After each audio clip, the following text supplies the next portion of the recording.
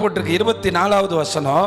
சில நாளைக்கு பின்பு தேவனுடைய ஊழியக்காரங்க எவ்வளவு உண்மையா இருந்திருக்கிறாங்க. இதை நீங்க கவனிங்க. சில நாளைக்கு பின்பு ஃபெலிக்ஸ் யூத ஸ்திரீயாகிய தன் மனைவி துருசில்லாளுடனே வந்து பவுலை அழைப்பித்து கிறிஸ்துவை பற்றும் விசுவாசத்தை குறித்து சொல்ல கேட்டான். என்ன கேட்டா? இயேசுவை பின்பற்றதுன்னா என்னப்பா சொல்லி கொடுப்பா அப்படின்னு கேட்டப்ப அவன் அவர்கிட்ட இருந்து எந்த சிபாரிசோ எந்த மேன்மை விரும்பாம கடவுளுக்கு உண்மையா கிடைச்ச வாய்ப்பு இனி கிடைக்காது. இனி ஃபெலிக்ஸை பார்க்க முடியாது. இனி ஃபெலிக்ஸ் கிட்ட சந்திக்கிறதுக்கு வாய்ப்பு இல்லை. இனி இந்த ஃபெலிக்ஸை நம்ம முகமுகமா சந்திப்போமோ தெரியாது. அதனால 3 விஷயத்தை பத்தி பேசினார். நீதியை பத்தி, இச்சை அடக்கத்தை பத்தி, நியாய தீர்ப்பை பத்தி. புரியுதா? இப்ப ஒரு தடவை வாய்ப்பு கிடைச்சாலும் அப்போஸ்தலர்கள் நியாய தீர்ப்பை பத்தி பேசினாங்க. பேதுரு கொர்நேலியு வீட்டுல நியாய தீர்ப்பை பத்தி பேசினார். ஒரே ஒரு தடவை தான் வாய்ப்பு, ஒரே ஒரு தடவை தான். அதுக்கப்புறம் ஃபெலிக்ஸ் அவர் சந்திக்கவே இல்லை. அப்ப அப்போஸ்தலர்கள் எவ்வளவு கவனமா இருந்திருக்கிறாங்க. ஆண்டவர் வருவார், நியாயம் தீர்ப்பார். பவுல் அப்போஸ்தலர் இன்னைக்கு கூட நம்ம வாசிச்சோம்ல, நீதி உள்ள நியாயாதிபதியாகி அவர் அந்நாளிலே அதை எனக்கு தந்தருள்வார். அந்நாளிலே அந்த நியாய தீர்ப்பு நாளில் 2 விஷயம் நடக்கும். நீங்கள் இன்னைக்கு வீடியோவில் பார்த்த மாதிரி ஒரு குரூப் அழுதுகிட்டே போகும், இன்னொரு குரூப்புக்கு கர்த்தர் நீதியுள்ள கிரீடத்தை கொடுப்பார். அப்போ இதில் முதல்ல நீதி. நல்லா கவனிங்க. வாலிப நாட்களில் நீதினா என்னன்னு சொல்லித்தரேன், இதை நல்லா கவனிச்சுக்கிறங்க. மணவாட்டிக்கு தேவன் கொடுக்க போகிற வஸ்திரமே நம்மளுடைய சுபாவம், தெருச்சண்டை, வீட்டு சண்டை. இதில் முதல்ல நீதி நான் சொல்கிறேன். பிள்ளைகள் பெற்றோருக்கு கீழ்ப்படிவது நீதி. கண்டிப்பா கீழ்ப்படி. உன் தாய் வயது சென்ற போது அவளை கனவீனமா என்னாதேன்னு போட்டிருக்கு. பழைய தலைமுறையில் அப்பா பேசிட்டா திரும்ப என்ன செய்ய மாட்டாங்க. அப்பா பேசினா முந்தின தலைமுறையில் நோ சொல்ல மாட்டாங்க. நீதி. இன்னைக்கு அப்பாவை ஒரு நாய் மாதிரி பேசுகிற வாலிப பிள்ளைங்க ரொம்ப மோசம். நீதி. நம்ம சபைகளில் அநீதியை நான் கொஞ்சம் சொல்லித்தரவா, கேட்குறீங்களா? படிக்க அனுப்புனா முழுசாக படிக்கிறது இல்லை, படித்து முடித்தா வேலைக்கு போய் பெற்றோருக்கு பிரயோஜனமாக இருக்கிறது இல்லை.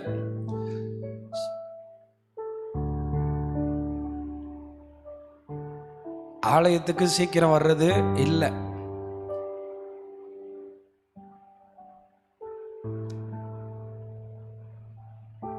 தேவ வார்த்தையின்படி நமக்கு இப்படி நிறைய சொல்லி. இப்போ கூட போன வாரம் ஒரு பிள்ளை படிப்பெல்லாம் விட்டுட்டு பேக்கை தூக்கிட்டு வந்துருச்சான். அனுப்புன கொடுத்தது 1 லட்ச ரூபா கட்டியாச்சு 2 வருஷத்துக்கு. இது மாதிரி நிறைய டிக்கெட் இப்படியே இருக்கிறோம்.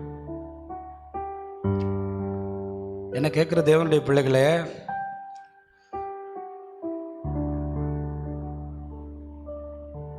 வேலை ஸ்தலத்துக்கு போனால் அங்கே நியாயமாக நீதியாக நேரத்துக்கு போய் உண்மையாக சம்பாதிக்கிறோமா? காணோம். ஒரு 18 வயசு வரை பெற்றோர்களுக்கு நம்ம பாரமாக இருக்கலாம். 18 வயசுக்கு மேலே பெற்றோர்களுக்கு நம்ம ஆசீர்வாதமாக மாறிடும். சரி முடியலையா? 20 வயசுக்கு மேலே சரி முடியலையா? எப்பயாவது ஒரு தடவையாவது நம்ம அவங்களுக்கு ஆசீர்வாதமாக இருக்கிறோமா?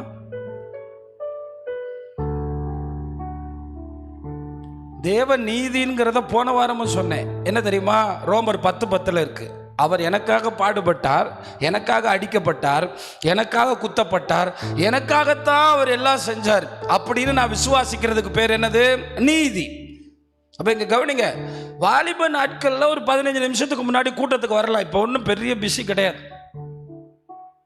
அது கடவுள் என்னவா என்ன போறாரு? நீதியா என்ன போறாரு? இன்னொன்னு சொல்றேன், 2க்கு தானங்க ரிவார்டு கொடுக்கிறாரு. நீதி உள்ளவனுக்கும் பரிசுத்தம் உள்ளவனுக்கும். இது 2 தான் அவர் உங்களுக்கு ஆசீர்வாதமா திரும்ப தர முடியும். இந்த இடத்துல என்ன நீதின்னு தெரியுமா? ஃபெலிக்ஸ் லஞ்ச பேரொளி. ஃபெலிக்ஸ் என்னது? லஞ்ச பேரொளி. அவங்ககிட்ட நீதினா என்ன பேசியிருப்பாரு? ஃபெலிக்ஸே, இப்படியே லஞ்சம் வாங்கினீங்கன்னா எங்க போயிடுவ? நரகத்துக்கு போயிடுவ. ஃபெலிக்ஸ் யாரு? கணம் பொருந்திய தேசாதிபதி. அவங்ககிட்ட சொல்றாரு, நீ லஞ்சம் வாங்கிறது அநீதியான செயல், அதை செய்யாத, அது தேவனுக்கு நல்லது இல்ல. அப்ப கிறிஸ்தவர்கள் வந்து காணிக்கை போட்டு தசமபாகம் போட்டு லஞ்சம் வாங்குறவங்களா இருந்தா அவங்க நரகத்துக்கு போவாங்க உறுதியா. கண்டிப்பா அந்த பணத்தை கர்த்தர் ஏற்றுக்கொள்ளவே மாட்டார். அவங்க சர்ச்சில் வேணா பெரிய ஆளா இருக்கலாம், கண்டிப்பா தேவன் அதை அங்கீகரிக்க மாட்டார். கண்டிப்பா அதுக்கு கொஞ்சத்துல உண்மை உள்ளவன் அநேகத்தில் என்ன செய்யறாரு. அப்ப நீங்க படிக்க உங்களை அனுப்புனா படிப்புல உண்மையா இருந்தீங்கன்னா நீங்க அநேகத்தில் என்னவா மாறுவீங்க. இல்லைன்னா கடைசி வரை உங்களால ஒரு பைசாவுக்கு பிரயோஜனம் ஆக முடியாது. கொஞ்சத்துல அதான் உங்களுக்கு கொடுத்த படிப்பு. கொஞ்சத்துல சின்ன ஊழியம் என்கிட்ட கிடைச்சிச்சு, என்னால் முடிஞ்ச அளவுக்கு உண்மையா இருந்து எல்லாத்தையும் எனக்குன்னு எடுத்துக்கிறாம என்ன செய்ய முடியுமோ செஞ்சு பார்த்தோம். கர்த்தர் அதை நமக்கு என்னவா மாத்துறாரு. இதானே என்ன ஊழியம், ஒன்றும் இல்லையே, அப்படி இல்லையே. இதை கனமா எண்ணி இதை நம்ம உண்மையா செய்யும் போது தேவன் ஆசீர்வதிக்கிறார். அது என்ன நீதி? சின்ன சண்டே கிளாஸ் தானே, இருக்கட்டும், அது ஒன்றும் அதுல இருந்து தாயா பரிபூரணம் வருது. அதான் கர்த்தர் சொல்றாரு, பரிபூரண ஆசீர்வாதம் அங்கேதான் வருது. அப்ப புரியுதா? ஆமா, நான் என்ன சொல்றேன்னா, அட்லீஸ்ட் உங்க இருதயத்துக்காவது தெரியும் நீங்க எவ்வளவு பணம்லாம் உங்க பேரண்ட்ஸ்ட்ட வாங்கிட்டு போனீங்க. அட்லீஸ்ட் அதையாவது திருப்ப சம்பாதிச்சு கொடுக்கறதுக்கு வாழ்க்கை போறதுக்குள்ள முடிவு பண்ணுங்க. அவங்க மரணம் அடைகிறதுக்குள்ள முடிவு பண்ணுங்க. அது ரொம்ப நல்லது, அது நீதி. ஏன்னா ஆண்டவர் இந்த பூமியில 3வது கட்டளைக்கு மட்டும்தான் என்ன கட்டளைன்னு பேர் வச்சிருக்காரு, வாக்குத்தத்தம் உள்ள கட்டளை. என்ன கட்டளையா? என்ன கட்டளையா?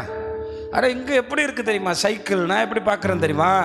அப்பா பிள்ளைங்களை வந்து பிள்ளைங்க போட்டு சாவடிக்க, அதுக்கடுத்து அந்த அப்பா அம்மாவை தூக்கி இவங்க வெளியே போட்டுட்டு அவங்கள கொண்டு போய் சாவடிக்க, அடுத்து இவங்க பிள்ளைங்க இவங்கள சாவடிக்க. என்ன வித்தியாசமான சைக்கிளாக இருக்கு, எனக்கு ஒன்றுமே பிடிக்கல. கடைசியில் யாருமே யாருக்குமே பிரயோஜனமா இருந்ததா நான் பார்க்கல. அப்ப இவங்க தேவ நீதி உள்ளவங்களா இருக்கணும். கஷ்டப்பட்டு உங்க தாய் தப்ப படிக்க வைக்கிறாங்களா, லட்ச லட்சமா கட்டுறாங்களா, கட்டட்டும். ஆனால் திரும்ப உன் வாழ்க்கையில அதை திரும்ப செலுத்தணும். எல்லாரும் அரசாங்க வேலைக்கு போக முடியாது, ஆனா எல்லாரும் தங்கள் சம்பாதிக்கிறதுல பெற்றோர்களை கவனிக்கலாம், பெற்றோர்களை அனாதை இல்லாம வாழ வைக்கலாம், பெற்றோர்களை ஆசீர்வாதமா வைக்கலாம். அது ஒரு தேவ நீதி. அது மட்டும் இல்லை, தேவன் நமக்கு தந்த சபைக்கு உண்மையா இருக்கு. நம்ம சபையில் நான் இப்போ பார்த்த வரைக்கும் ஒரு 20-30 வயசானவங்க வந்த பிறகு 15 நிமிஷம் கழிச்சு வாலிபர்கள் வர்றாங்க. இவங்க எப்படி வாழ்க்கையில் ஒரு வெற்றி பெற்ற நிலைக்கு வர முடியும் சொல்லுங்க? ஒரு காலேஜில் படிக்கிறீங்க, நீங்கள் தாமதமாக வர்ற ஸ்டூடெண்ட்டாக இருந்தால் உங்களை அந்த கல்லூரி ஏற்றுக்கொள்ளுதா? நான் கேட்குறேன். சபையை நீங்கள் அவ்வளவு அற்பமா தேவ காரியத்தை அவ்வளோ, இன்னொரு அநீதி நம்ம சபையில் இருக்கு. கூட்டத்துக்கு வரல, சிஏக்கு வரல, இல்லை ஏதோ ஒரு கூட்டத்துக்கு வரலன்னு தெரியப்படுத்தாமலே உட்கார்ந்துக்குருவாங்க. ஆனால் ஸ்கூல் காலேஜில் அந்த மாதிரி கிடையாது. எப்படி இது? உங்களுக்கு தானே இந்த கூட்டம் நடக்குது. அப்ப இது எல்லாம் நான் உங்களுக்கு ஒரு சாம்பிள் காட்டுறேன். இதெல்லாம் செய்யும்போது இதெல்லாம் நீங்க அநீதியா நினைக்கணும். ஏன்னா முதல்ல வாழ்க்கையில அரசாங்க உத்தியோகத்துக்கு போறவங்க வாழ்க்கையில உசுரே போனாலும் கூட இருக்கிறவங்க லஞ்சம் வாங்கினாலும், கர்த்தர் நான் குப்பையில கடந்தேன், ஒன்றும் இல்லாம இருந்தேன், கர்த்தர் என்னை உயர்த்தினாரு, இந்த காசுக்கு நான் உண்மையா வேலை செய்வேன் அப்படின்னு உறுதியான தீர்மானம். அப்படிப்பட்ட காசை விரும்பாதீங்க, அப்படிப்பட்ட பணத்தை விரும்பாதீங்க. உலகம் எப்படி வேணாலும் வாழட்டும், நீங்க அப்படி வாழ்றதுக்கு அழைக்கப்படல. அதுதான் தேவ நீதி. அதில் நிறைய கிறிஸ்தவங்கிட்ட நான் பேசும்போது சொல்றாங்க, பாஸ்டர் வாங்காட்டா மேல் அதிகாரி கோவிச்சுக்கிறவர், மேல இருக்க ஆண்டவர் நியாய தீர்ப்புல கொண்டு போய் நிறுத்துவார். இது என்ன கட்டுறதுன்னா நம்ம சொல்லுவாங்களே, அது ஒரு அது மாதிரி இருக்கு. அதனால வாலிப பிள்ளைங்கள் சொல்றேன், நீங்க 3 பேரும் அதில் உண்மையா இல்லைன்னா பின்னாடி இருக்கிறவங்களுக்கு நீங்கள் இடரலாக தான் இருப்பீங்க. உங்கள் தலைமுடி, உங்கள் பேண்ட்டு, உங்கள் ஷர்ட்டு வேகமாக அடுத்த தலைமுறை பார்த்துக்கிட்டே இருக்கான். நீங்கள் அநீதி செய்கிறவங்கள மாறிடுவீங்க. எப்படி உங்களுக்கு சபைக்குள்ளே இருந்துட்டு அந்த மாதிரி முடி, அந்த மாதிரி பேண்ட்டு, அந்த மாதிரி அருவருப்புகள் செய்ய உங்களால் முடியுதுன்னு தெரில. ஆனால் பவுல் அப்போஸ்தலன் தேசாதிபதிக்கே சொல்லிட்டாரு, நீ என்ன செஞ்சாலும் அவன் லஞ்ச பேரொல்லி. எப்படி சொல்றேன்னு கேட்குறீங்களா? 26ஆம் வசனத்தில் பாருங்க. மேலும் அவன் பவுலை விடுதலை பண்ணும்படிக்கு தனக்கு அவன் பணம் கொடுப்பான் என்று. அட பாவி, அவருக்கே செலவு பண்ணாத கேஸ். அவர் ஆண்டவருக்காக எல்லாத்தையும் விட்டுட்டு வந்தவர், அவர் லஞ்சம் கொடுப்பாருங்க. அவர் லஞ்சம் கொடுப்பாரா, அவர் பணம் கொடுப்பாருன்னு இவன் எதிர்பார்த்திருக்கான். எதிர்பார்த்து தான் யாரை கூப்பிட்டு விட்டுருக்கான்? பவுலை கூப்பிட்டு. ரெண்டாவது இச்சை அடக்கம். இதுதான் ஆவியின் கனிகளில் கடைசியானது. இதுதான் நமக்கு ரொம்ப முக்கியமானது. ஏவாள் இச்சை அடக்கமாக இருந்திருந்தா தோட்டத்தை விட்டு வெளியே போயிருப்பாங்க. ஒரே ஒரு விஷயத்த சொல்கிறேன். இந்த இச்சை என்ன பண்ணும்னா, இழந்து போன பிறகு சொல்லும், ஐயோ அதை சாப்பிடாம இருந்திருக்கலாமே, ஐயோ அதை செய்யாம இருந்திருக்கலாம், ஐயோ அது வாங்காம இருந்திருக்கலாமே, ஐயோ அதை போய் வாங்கிட்டோமே. ஆனா முன்னமே கண்டுபிடிச்சு எப்படிப்பட்டவங்களா இருக்கணும்? இச்சை அடக்கமா இருக்கணும். எல்லாருக்கும் அதான் சொல்றேன். அப்புறம் பின்னாடி போயிட்டு ஆதாமு ஏவாள் எத்தனை வருஷம் வருத்தப்பட்டிருப்பாங்க. தோட்டத்துக்குள்ள போகாதபடி கர்த்தர் எண்ணத்தை வைத்தாராம், சுடரொளி பட்டைய வச்சுட்டாங்க. நினைச்சா கூட பார்க்கலாம், உள்ள எல்லாம் போனா வெட்டி பீஸ் பீஸா போட்டுரும்.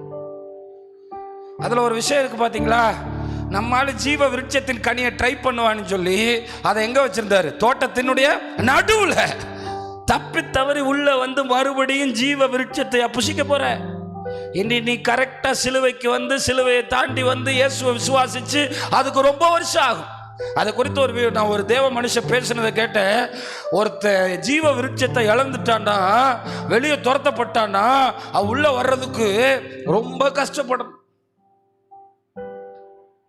அந்த பார்டர்ல நின்றுட்டு நாளைக்கு ஞானஸ்தானம் எடுக்கிறேன், நாளை கழிச்சு பந்தி எடுக்கிறேன், இந்த வருஷம் ஃபுல்லாக எடுக்க மாட்டேன், சபைக்கு ஒழுங்கா வர மாட்டேன், அவனுக்கெல்லாம் ஜீவ விருட்சமே கிடையாது. ஏன்னா நடுவில் வரணும், உள்ள வரணும், எல்லாத்தையும் விட்டுட்டு வரணும்.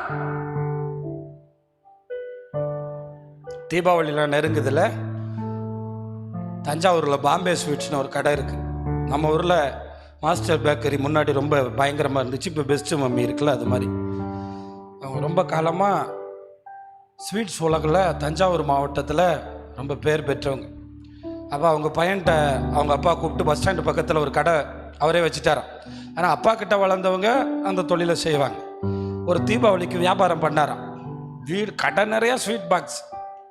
பார்த்தா 8 மணி ஆனால் ஸ்வீட் பாக்ஸ்லாம் என்ன ஆயிடுச்சா, முடிஞ்சிருச்சா.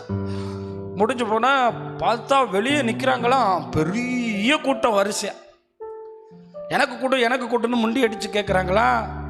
நம்ம ஆட்களுக்கு சில கடை இருந்துச்சுன்னா அந்த கடையில் தான் வாங்குவாங்க, சில கடை பிடிச்சிருச்சுன்னா அந்த கடையில் தான் போய் வாங்குவாங்க.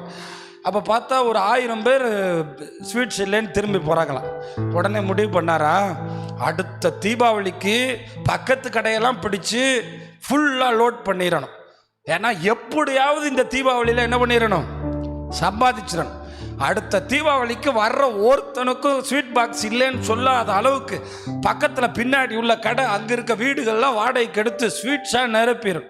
அதே மாதிரியே நிரப்பிட்டாராம். 1 வருஷம் ஆச்சான். கூட்டம் அதே மாதிரியே நிற்க முடியாமல் நிற்கிதான், மோதுதான். திடீர்னு ஒரு சாயங்காலம் 8 மணி 8:30 போல் அவங்க அப்பாவுடைய கார் வருதான். வந்தவன சொன்னாரா, கடையை போட்டுறா. அப்பா என்ன கடையை பூட்டு. அந்த காலத்தில் அப்பா பூட்டுனா பூட்டிடணும். ஆனால் 1 வருஷம் கனவு, இந்த வருஷம் பயங்கரமாக விற்கணும்னு இச்சை. மக்கள்கிட்ட இருந்து இந்த தீபாவளிக்கு அள்ளிடணும், காசு பாத்திரணும், எப்படியாவது பாத்திரணும். ஆனால் அப்பா சொல்கிறாரு கடையை பூட்டுன்னு. கடையை பூட்டியாச்சா. பூட்டிட்டு வீட்டுக்கு போயிட்டாராம். ஆனால் என்ன ஏதுன்னே கேட்கலையாம். தீபாவளி முடிஞ்சு 2 நாள் கழிச்சு அவங்க அப்பாவோட அப்படியே நடந்து கடைக்கு பக்கத்தில் வர்றாராம். பக்கத்தில் இருக்க 100 வியாபாரிகள் வந்து கும்பிட்டாங்களாம். சிலர் அவங்க அப்பா காலை தொட்டு வணங்கினாங்களாம். சொன்னாங்களாம், ஐயா நீங்கள் 8 மணிக்கு கடை அடைச்ச பிறகு தான் எங்கள் கடைக்கு 10 பேர் வந்தான், எங்கள் கடையில் ஒரு 20 பேர் வந்தான். நீங்கள் மட்டும் கடையை பூட்டலைன்னா எங்களுக்கு தீபாவளியே இல்லையா. இச்சை அடக்கம். ஒரு பழைய தொழிலாளி, ஆண்டவரையே அறியாத தொழிலாளி எப்படி இருக்கான். இன்னைக்கெல்லாம் பூசணம் பிடிச்சதை உள்ளே வச்சு பின்வாசல் வழியாக கொடுத்து விட்றான் கடைக்காரன். அழுகி போனதை எடுத்து கொடுத்து விட்றான். இவன் எப்படிங்க, எனக்கு இதை படிக்கும்போது உலகம் மனுஷங்கிட்ட இருக்கிறது கூட இன்னைக்கு கிறிஸ்தவங்கிட்ட இல்லையே. அப்போ தான் வாழ்க்கையில் எங்கள் அப்பா இறந்துட்டாரு. இன்னைக்கு அவர் கற்றுக் கொடுத்த பாடம், பக்கத்தில் இருக்கவனை வாழை விட்டு வாழணும்டா. பக்கத்தில் இருக்கவனை வாழை விட்டு, நம்ம மட்டுமே சம்பாதிச்சு வாழ்ந்து மற்றவன்லாம் செத்து போனா போகணும்னு இல்லை. கவனிங்க, மேலே வர முடியும். இச்சை அடக்கமாக இருக்கணும். எல்லாருக்கும் சொல்கிறேன், நல்லா இருந்தீங்கண்ணே. நீங்கள் காரில் பைக்கில் நல்ல இடத்துல போகிறதுக்கு நான் எதிராளியே கிடையாது. நான் அப்படி எதிராளியா? நீங்கள் நல்லா இருக்கணும் தான் நான் பேசுகிறாள். ஆனால் ஆமாம், யாரையும் சண்டை போட்டு வாங்கி ஓட்ட பைக்கை வாங்கிட்டு வர்றாங்க. 30,000 கொடுத்து ஓடாத பைக்கு, தள்ளிட்டு போகிற பைக்கு. என்னடா? ஏன்னா நீங்கள் நினைக்கிறீங்க அந்த ஃபினான்ஸில் விற்கிறாங்கல்ல, அவ்வளவு குப்பை, அடிபட்டது மிதிப்பட்டது, அதை கொண்டு தான் வச்சுருப்பான். அதனால் கொஞ்சம் காத்திருந்து நலமானதை பார்த்திக்க. 3வது நியாய தீர்ப்பை குறித்து பேசினார். இந்த நியாய தீர்ப்புனா இது எல்லாத்தையும் ஆண்டவர் நியாயத்தில் கொண்டு வந்து நிறுத்துவார். நீ இப்படி லஞ்சம் வாங்கிட்டு இருந்தால் விட மாட்டார். அதனால் நீங்களும் நீதியாக வாழணும். ஆமாம். 2வது இச்சை அடக்கமாக இருக்கணும். எல்லாருக்கும் அதை சொல்கிறேன், இச்சை அடக்கமாக இருங்க, பெரிய ஆசீர்வாதத்தை பெறுவீங்க, பெரிதான காரியங்களை பெறுவீங்க. எல்லோரும் கவனமாக இருங்க. உங்களுக்கு கர்த்தர் நிறைய நல்ல விஷயங்களை ஆயத்தம் பண்ணுறார். அதை ஒரே விஷயத்த சொல்கிறேன், வாலிப பிள்ளைங்க மற்றும் வாலிப நாட்களில் மாதிரி தான் ரொம்ப நல்லா படிக்க முடியும், ரொம்ப நல்ல காரியங்களை மனப்பாடம் பண்ணி வைக்க முடியும். இப்போ கமாலியல் எப்படி வசனத்தை மனப்பாடமாக கேட்டு பாருங்களேன். ஒரு பிரசங்கத்தை ஒரு 1000 வசனம் மனப்பாடமாக சொல்கிறேன். அவங்க அம்மா ஒரு CSA பேக்ரவுண்டை சேர்ந்தவங்களாம். அப்போ அவங்க அம்மா அவங்களுக்கு என்னதான் போட்டு கொடுத்துருக்காங்க? வசனம் வசனம் வசனம். அவங்க அம்மா வந்து ஒரு சாட்சி சொன்னார், ஆச்சரியமாக இருந்துச்சு. அவங்க அப்பா வீட்டு வேலைக்கு போயிட்டாராம், எங்கேயோ வேலைக்கு போயிட்டாராம். அவங்க அம்மா வீட்டை போட்டு சாவியை கொடுத்துட்டு பக்கத்து வீட்டில் கொடுத்துட்டு சொல்லிச்சான், வீட்டுக்காரர் வந்தால் சாவியை கொடுத்துருங்க, பிள்ளை பேக்க போயிட்டு வரேன். எப்படி பாரு, வயிற்றுல கமாலியல் இருக்காராம். வீட்டில் சாவியை கொடுத்து பக்கத்து வீட்டில் கொடுத்துட்டு எங்கள் வீட்டுக்காரர் வந்தால் கொடுத்துருங்க, எங்கே போயிட்டு வரேன்.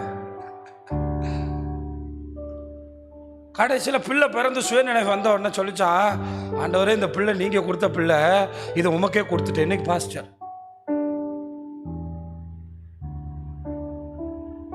இந்த பிள்ளை உமக்கு தான், இந்த பிள்ளை யாருக்குமே கொடுக்க மாட்டேன், உமக்கே கொடுத்துட்டேன், இந்த பிள்ளையை நீங்களே வச்சுக்கிறீங்க அப்படி. எப்படி பாருங்க, நமக்கு எவ்வளோ ஆசை இருக்கும், எவ்வளோ இச்சை இருக்கும். என் பிள்ளைக்கு அப்படி ட்ரெஸ் போடணும், இப்படி போடணும், டாக்டர் ஆக்கணும், இன்ஜினியர் ஆக்கணும். அப்புறம் ஒரு நாள் 14 வயசில் மிஷினரி தரிசன பிள்ளைல நிற்கிறாராம். ஆமாம், அவங்க அம்மா இவங்களை நிற்கிறாங்களாம். ஒரு அம்மா வந்துட்டு இங்கிட்டு ஒரு பிள்ளை இங்கிட்டு ஒரு பிள்ளைய வச்சுட்டு, ஆண்டவரே 2 பிள்ளையும் உமக்காக கொடுத்துட்றேன். எப்படி? அப்போதான் அவங்க அம்மா சொன்னாங்களா, நான் 1 தான் கொடுத்தேன், அந்த பக்கத்தில் ஜெபம் பண்ணுற அம்மா 2 கொடுத்துருச்சு, இன்னொன்று தந்தா அதையும் உமக்கே கொடுத்துறேன். இப்போ நம்ம எவ்வளவு இச்சையோட ஆண்டவரை பின்பற்றுறோம் பாருங்க. தம்பிங்களா, எல்லாருக்கும் சொல்கிறேன், வாலிபர்களா, இச்சை அடக்கமாக இருங்க, பாவத்தை தொடாதீங்க, போதை பொருட்களை தொடாதீங்க. இன்னும் ஒன்று சொல்கிறேன், படிக்கிற காலத்தில் என்ன துணையை தேடாதீங்க. அதுக்கு காலம் இருக்குது. ஏன்னா பிதா குமாரன் பரிசுத்தாவி சேர்ந்து உங்களுக்கு ஏற்ற துணையை உண்டாக்குவோமாகன்னு சொல்கிறார். அது அவரோட கடமை, அது அவரோட வேலை. உன்னை படைச்சவர், தாயின் கருவில் உன்னை அழகாக்கினவர், உனக்காக சூப்பராக நீ நினைக்காம ஆசீர்வாதமாக மாற்றுவார். நம்ம என்ன நினைக்கிறோம், நான் நிறைய இந்த இதிலெல்லாம் பார்க்குறேன், இந்த வீடியோலெல்லாம் கல்யாணம் முடிச்சுட்டே அவன் தலையில் 1000 பாரம், கல்யாணம் முடிச்சுட்டே அவன் சிரிப்பே போயிடுச்சு, இன்னைக்கு கல்யாணம் கட்டிட்டியா இன்னையோட கடைசி சிரிப்பு அப்படின்னு சொல்கிறாங்க. அப்படி ஒன்றுமே கிடையாது. கல்யாணங்கிறது நம்மளோட சரீரமும் அவளோட சரீரமும் ஒன்று. இப்போ அதுலேயும் பார்த்தீங்கன்னா, ஒரு ஆண் பலவீனப்பட்டான்னா ஒரு பெண் அவளை எப்படி கவனிப்பா தெரியுமா? அவள் எவ்வளவோ பலவீனம் இருக்கும், அவள் பலவீனப்பட்டால் உனக்கு காய்ச்சலான்னு சொல்லிட்டு போயிடுவான் புருஷன். ஆனால் ஒரு ஆண் பலவீனப்பட்டா, ஒரு பெண் இருக்காளே, இன்னும் உங்களுக்கு காய்ச்சலா, ரெஸ்ட் எடுத்துருங்க, இந்த வந்துடுறேன், தண்ணி கொண்டு வரேன், இந்த வந்துடுறேன், சோறு கொண்டு வரேன், இந்த வந்துடுறேன். அந்த வாழ்க்கை இருக்க, அது அற்புதமான வாழ்க்கை, அது பாரமான வாழ்க்கை இல்லை, அது சரீரத்தினுடைய பாதியை தாங்குகிற வாழ்க்கை. இன்றைக்கி உலகம் சொல்கிற மாதிரி இல்லை, வேதம் சொல்லுது, அவர் 2 பேரும் ஒரே மாம்சமாக இருக்காங்களாம்.